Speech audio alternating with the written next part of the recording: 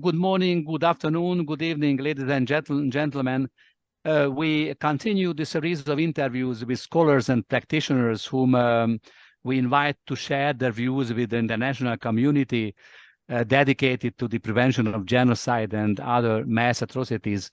And as you know, the aim of our efforts is to offer a platform where experts could share even controversial views on the norm of the responsibility to protect and the contemporary challenging of its implementation. By opening this platform and providing space for even critical views, we wish to facilitate exploring those issues where there are contradictions and some conflicts between states, and which may impede the implementation of the responsibility to protect, particularly nowadays, when the world order undergoes some substantial changes and the conditions are less favorable than some years ago for activities to effectively prevent perpetration of mass atrocity crimes. When doing so, we believe in the spirit of so-called tough or controversial dialogue that exploration and clarification of contradictions can but help find consensus and advance the implementation of the norm instead of sweeping the conflict and problems under the carpet. Last time we prepared an interview with a researcher, with a scholar, Dr. Thomas Peake. You may watch the interview on our website under the Block of Dialogue platform. And we asked him on the contemporary challenges in mobilizing actors of the Global South to implement the responsibility to protect. This time we have Dr. Karen Smith with us. Hello, Karen, who used to be the UN Secretary General Special Advisor on the responsibility to protect between 2019 and 2021. And in that capacity, she's considered as a practitioner. For those who, after her return in the after her tenure in the UN, she started working as a scholar in the University of Leiden. Therefore, we could greet her in her personality, a double-headed expert, a practitioner, and as a scholar. And for all those who might not know Dr. Karen Smith, let me say that she teaches international relations University in the Netherlands, and she is an honorary research associate at the University of Cape Town in South Africa, where she was an associate professor in the Department of Political Studies from 2011 to 2017. And before that, she taught at the universities of Stellenbosch and the Western Cape, both are in South Africa. Karen holds a PhD in international relations from Stellenbosch University, and she has a research focus on the role of the Global South in international relations. So we shall, as usually, we shall ask her together with Mr. Gary, the Senior Faculty Research Fellow of the Budapest Center, who is an Associate Professor in the University of Tennessee, Department of Political Science. So, Karen, the first question sounds rather general. We wonder about your views. How is the changing nature of the global order likely to influence the trajectory, the route, the path of R2P over the next decade? Karen, the floor is yours. Thank you so much, and thanks for inviting me to be here. It's lovely to talk to you again in this, albeit an online setting. Yeah, thank you for that question. I think it's a question that I guess academics like to, we like to speculate again about things, and it's always difficult to think about, what the future will bring. And I think every now and then we realize that, we get things wrong all the time, and it's very difficult to predict where things are going. But I think, if we just look at where we are today, I think we have to recognize that we live in a very, very different global environment to the one that we saw in 2005 when R2P was, of course, adopted at the World Summit. But I also think, putting this into a larger perspective, this is the nature of global order. It changes, and sometimes I think we become complacent about this fact. And I think the complacency that has kind of come back to bite many people, unexpectedly, is the fact that they assume that this so-called Western liberal order is the only game in town, and would stay so for the foreseeable future. Now, I'm an IR scholar, and we're not as good as historians at recognizing this, right? And really seeing how history evolves according to cycles. Now, this talk that we're having here today, of course, in the title, it has the phrase post-liberal era. And of course, other commentators talk about the so-called illiberal turn in world order. Now, I just want to say that I think we should be a little bit careful about drawing a clear distinction between the so-called, heyday of human rights and liberalism and the current era. And I think, we should be particularly careful of doing this in a way, or framing it in a way that, it does so in terms of this decline of the West and the rise of the rest, and kind of making those two things synonymous in a way. Because I think it's important to say here as well that, right, the leader of the Western world, the US, has contributed considerably to a decline in human rights over the past few decades. And I say that over the past few decades, not just under the presidency of Donald Trump, which was perhaps the lowest point in US history. But if we think more generally about things like support for global human rights instruments, treaties related to international humanitarian law and human rights, things like, landmines, but also the Rome Statute of the International Criminal Court, the selective criticism of human rights abuses in other states. This is not something which is new. And at the same time, I think we also know that many states from the global south have been very instrumental in terms of promoting human rights, and as part of that also atrocity prevention. So I think, that's one thing I do want to say, that, we need to be careful about making this distinction that, things were great before when, the West was completely in control, and now things are somehow going downhill. Having said that, I think, of course, we know that there are very worrying trends that have an impact on human rights, global trends that are having an impact on human rights promotion and protection, but of course also atrocity prevention. And, I don't need to go over what they are. We all know it's about, rise of populism and authoritarianism. And with that, we see an increase in discrimination against people based on, their race, their religion, their ethnicity, their gender. And we're seeing this everywhere in the world, right? Including in Europe. At the same time, I think there's one particular development that I find very concerning, particularly within the UN framework. And this is that we are seeing states like China very deliberately, making an effort to change the narrative around, I think, human rights more generally, focusing on perhaps more social, economic and social rights, and really emphasizing the sanctity of sovereignty and sovereign non-interference into the domestic affairs of states. And of course, this has, very important implications, not just of how we think about human rights more generally, but of course also atrocity prevention within the context of R2P.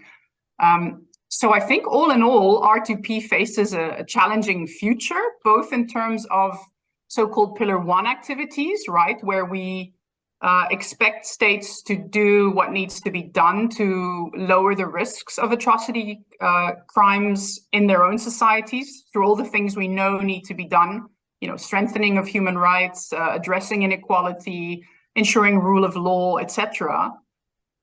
And of course, because we've seen on the one hand this rise in nationalist and populist sentiments has resulted in a trend of looking inwards, right? So focusing on the kind of us versus them.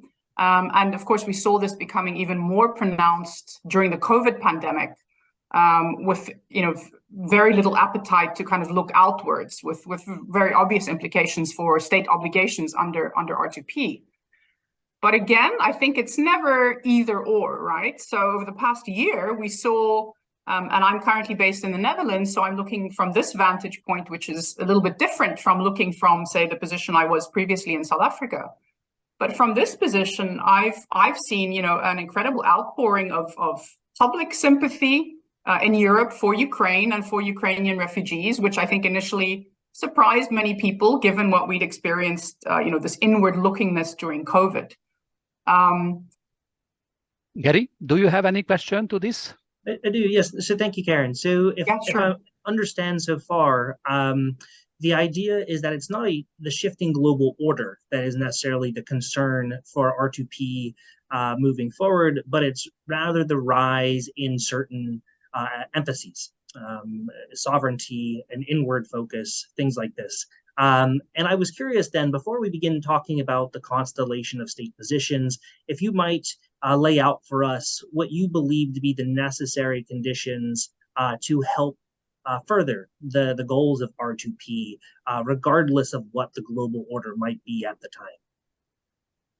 I think it's difficult to separate the two, right? Because I think that, you know, global order is inevitably, you know, what is global order? I think that's a broader question, right? Is it really just the sum of things that are happening both at the international level and at the domestic level?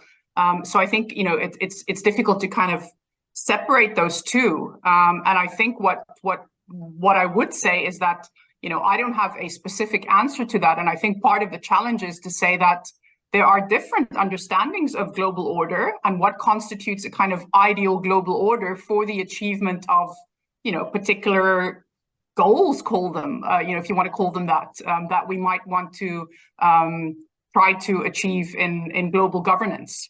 And I think that recognition that there is not one kind of ideal global order, which I think for a long time people thought was the American-led liberal global order, right? Which of course one could question whether it ever was liberal and what does liberal, you know, liberal mean in that context. So, you know, if you ask me personally, I could give you an opinion. I think, you know, what we need to understand is that there is not just one conception of global order that is, you know, superior to other conceptions.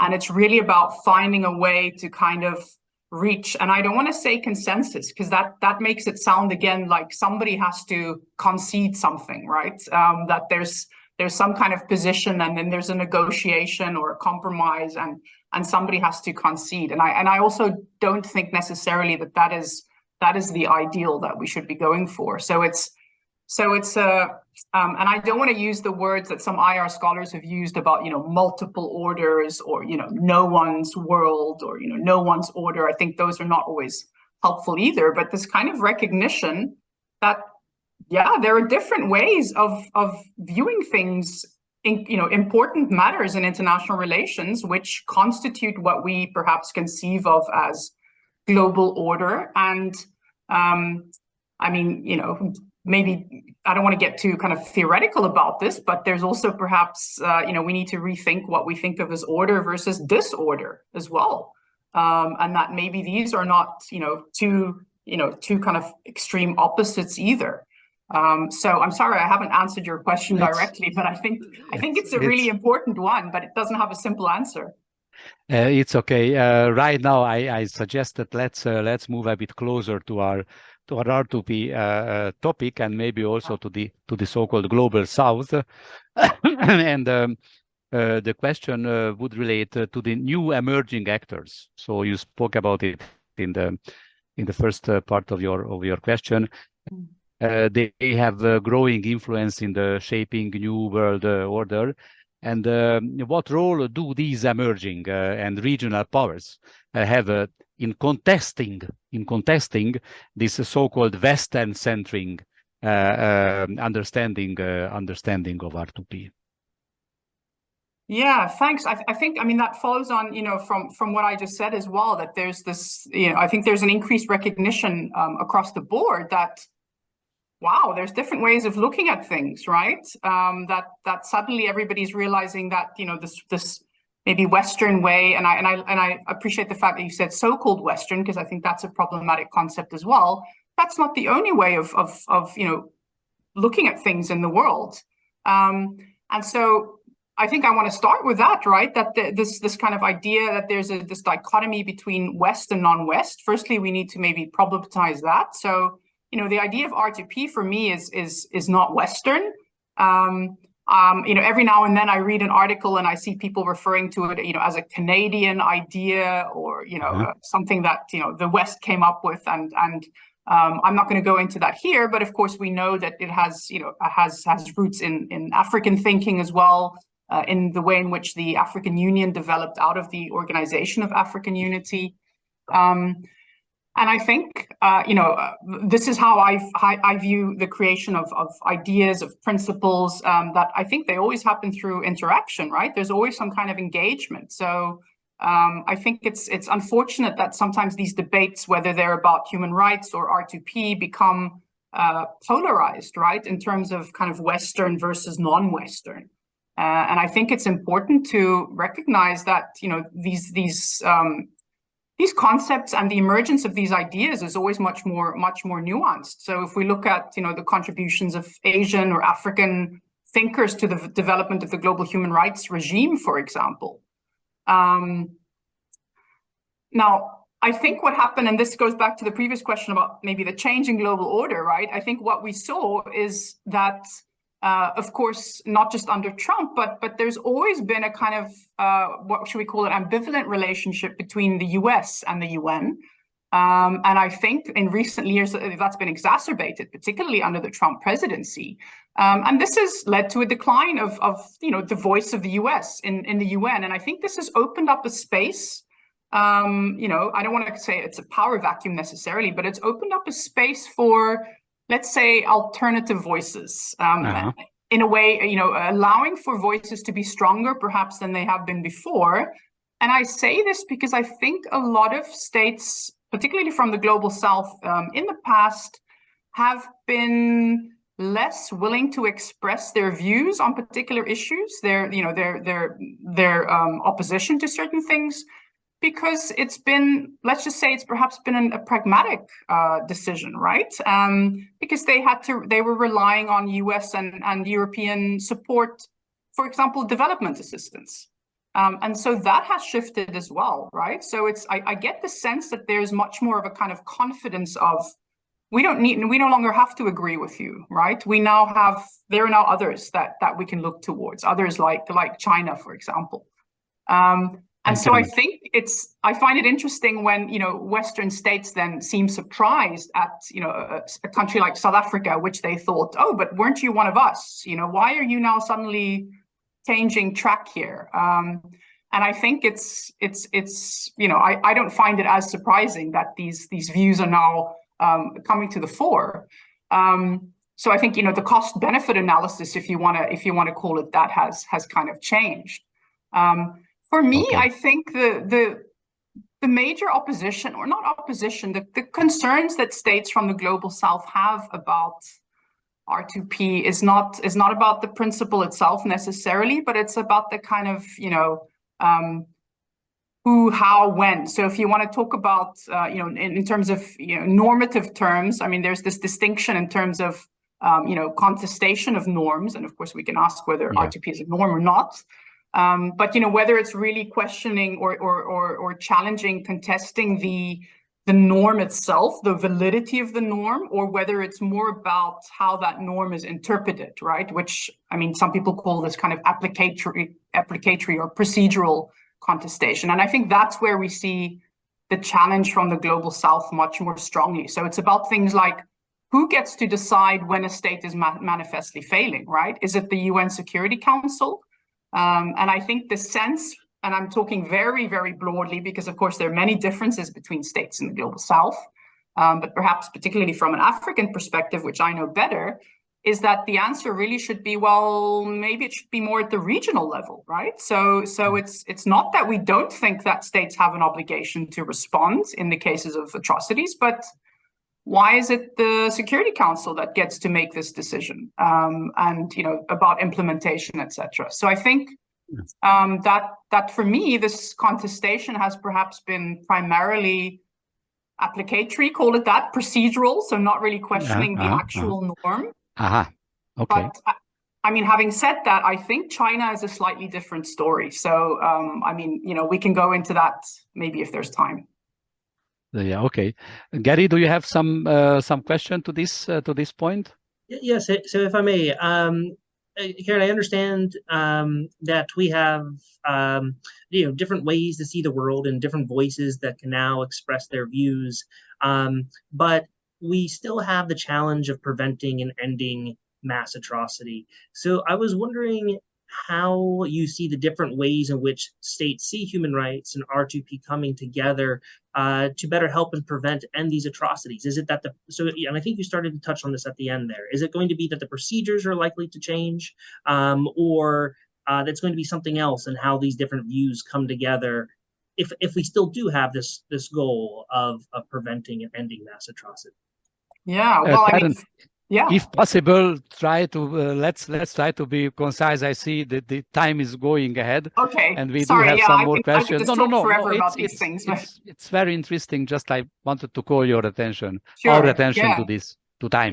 Yeah. I mean, Gary, first I should say, I mean, I should hope that this will remain a goal, right? That we want to continue to prevent atrocities. But yes, we can't be doing it according to a kind of there's just the one way of doing it. So I really think that there needs to be more of an engagement in terms of how this works in different parts of the world, and how different people, and I don't want to put the emphasis on states, how different people think that this can work in their particular context. So I think there needs to be some engagement with difference in this way, and not just in the sense of tolerating difference, but really kind of respecting difference and taking it seriously. And I think, to your question, I think, there are multiple levels at which this could work, right? So the one answer would be institutionally. So like I've already said, where should these decisions be happening? Is it at the global level? Is it the regional level? But then also in terms of the actual implementation, I think there are huge debates about, what ultimately are the risk factors? What are the things that lead to atrocity crimes? And while there is a particular understanding of that, say within the UN, there are alternative understandings of that, and I think those need to be engaged with, right? So yeah, I'm going to stop there. Yeah. Okay. Thank you very much. Look, then very, very, very, very shortly, my next question is about the challenges. So, what do you see? What sort of challenges do we have now with regard to the R2P, its implementation? You have already mentioned several. Just if you could give maybe also some examples, concrete examples, that would be also fine. So please, about the contemporary challenges, if you were able to say something, how do you see that? I mean, if I summarize it, and I actually wanted to say something that relates to the work that your center does, right? In terms of dialogue, I think that this is a huge obstacle that remains for me in I guess the multilateral environment generally, right? Is there really is a lack of trust, and there is a kind of underlying suspicion amongst participants, who discuss these matters, R2P, atrocity prevention.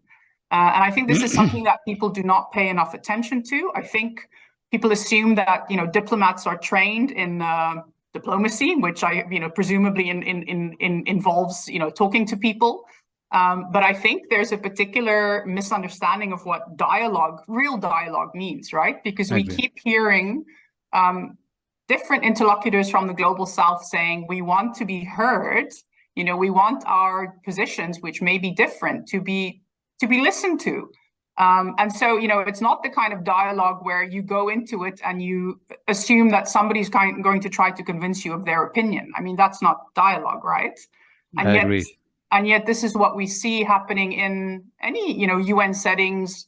It's essentially a kind of series of statements that are made without any form of, interaction or openness to saying, well, maybe the outcome of this might be that I change my position on this, right? That is never, I think, the kind of intention going into it. So you should change your view, not me. Yes, this is the, exactly. the usual way. Way. So I wish that some of these, I mean, I've looked at some of the work that your center has done, these workshops on dialogue, etc. And I wish that, this could be this could be used within the, a UN setting, for example, because I think that would be so powerful and so important in terms of really getting to people to speak to one another, because we keep ending up in these debates where people say, but we need to talk more about what this is, what this means.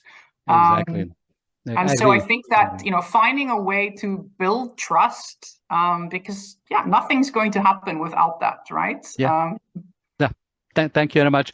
I don't know whether, Gary, you have something to this, to a question, or let's move to the last question. What is your view? Well, if I could just ask a quick follow-up. So if building this trust is the central issue, I was curious, Karen, if you had a thought on how that might go forward, how that trust might be built. Is it about changing the institution and how the dialogue occurs, or is this about training of future diplomats?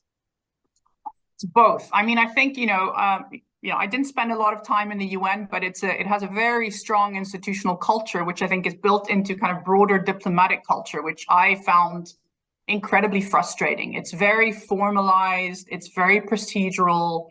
And of course, I know that informal conversations happen outside of these, the UN General Assembly or the Security Council. But I'm not sure to what extent that is really facilitated by the institution. I think these are things that happen, it's kind of a hit or miss in a sense, right? Whether you end up talking to someone or not. So I think that there is a lot of space for that to be done at the institutional level. But absolutely also, I mean, training of diplomats, right? I mean, who knows what I've attended some of these trainings. I mean, some of them are, it's about negotiations and about how do you convince somebody of your position? And I'm not sure how much of it, and of course it depends, I guess, on different diplomatic academies, right? How much is really spent on listening to the other side. And you are completely, I completely agree. And we, the Budapest Center, we, even by this exercise, we want that we try to open up the issues to listen to the other. And in my view, the UN or the international organizations are really not, the best places for this sort of dialogue, because they want to pursue the interests. The dialogue procedure should precede the institutional discussions and negotiations. And for example, this what we do now with this platform, probably and definitely we shall also invite people from the South as well, and let them say what they want. And if they look at everything together, what you said, what the others said, then that might create something as a sort of consensus. So I fully agree with you and with your approach to dialogue.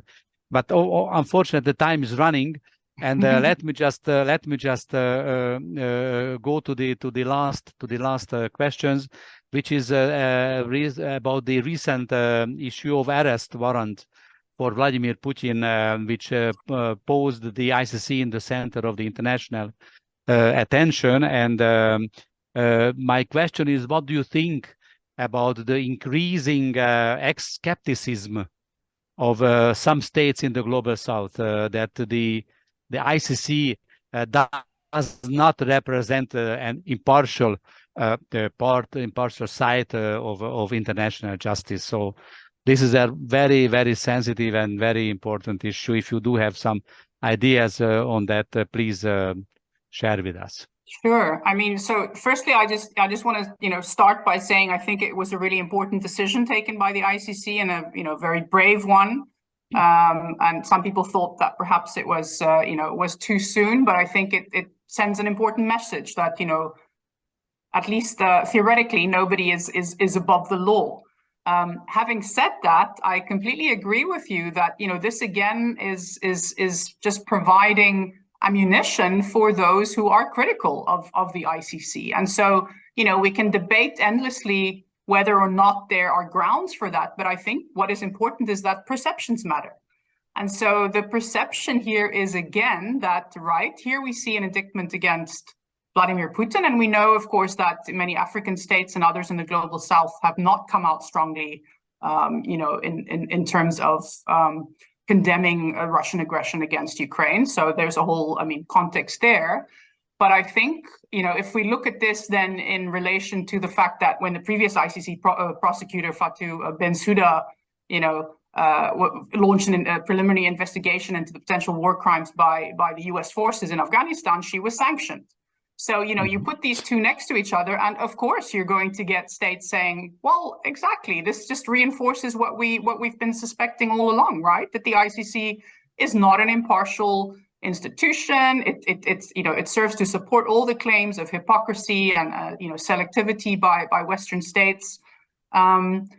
And I mean, I want to say that, of course, these claims themselves are hypocritical, right? So all charges of hypocrisy are always hypocritical. I don't think there's any state, I'm a foreign policy scholar as well. I don't think there's any state that has, 100% consistent foreign policy, principled, unambiguous. That is never the case. But the fact, I think, what is unfortunate about something like this now is that it can be used as ammunition in the same way that Libya was used, right? To undermine global criminal justice, to undermine R2P and atrocity prevention. So, yeah, in that sense, I agree with you that it is now unfortunately contributing to further suspicion. Yeah. All right. Thank you very much, Gary. Do you want to pose an additional question to this, or? So I guess, yes, just on that final point, if I understand, it's when a leader has a finger pointed at them, then they say, well, the court is biased against me. And so if that's the case, how does one get over that bias, right? If I even think of the case of Sudan, right, where, of course, President al-Bashir says the court is biased against me. The next government comes in and says, okay, now we're going to cooperate with the court. Maybe we won't, back and forth. It seems to be a political tool. So I'm curious, how does one overcome, the perception of bias and actually help end impunity? I mean, I think you're absolutely, correct. Of course, you're going to claim that it's biased if it's directed against you, but I think it's about perceptions of other states, right? So, my answer to this would be, I think back to the Truth and Reconciliation Commission that I was involved in South Africa in the 1990s. And there, the final report that came out was criticized across the board by all parties. And I think that, to me, was kind of, a really good sign that it was as impartial as it could potentially be, because it was receiving criticism from all sides. So I think, there again, I guess it's about consistency, right? About not being obviously inconsistent in who you're pointing the fingers to. They're going to, of course, say that you're biased, and their friends are going to say that you're biased. But you want to be able to say, well, look, I'm biased towards that person as well, and that state as well. So. All right, you're right, and I didn't know that you were part of this truth-seeking commission in South Africa. It's very interesting, and this is in some way, but I will. Ask for your kind advices later on in the case of the dialogue which the Budapest Center is going to facilitate between the civil societies of Armenia and Azerbaijan on justice and reconciliation. So these experience what you might have here would be also very, very, very important. So. Through this channel, I also would like to warn you to stay in touch with you in this. But for the time being, let's stop here. Thank you very much for your help, for your very important and, in my view, significant, interesting and useful responses. Very balanced and sober view on all that. I would like to thank the attention of all those who have or will have watched this interview, and we shall come back with some further politicians, hopefully coming from the south, to also hear their views on these issues and try to continue this sort of dialogue. Regarding the R2P. So thank you very much for the attention and for your participation. Thank you very much. Thank you. Thank you so much.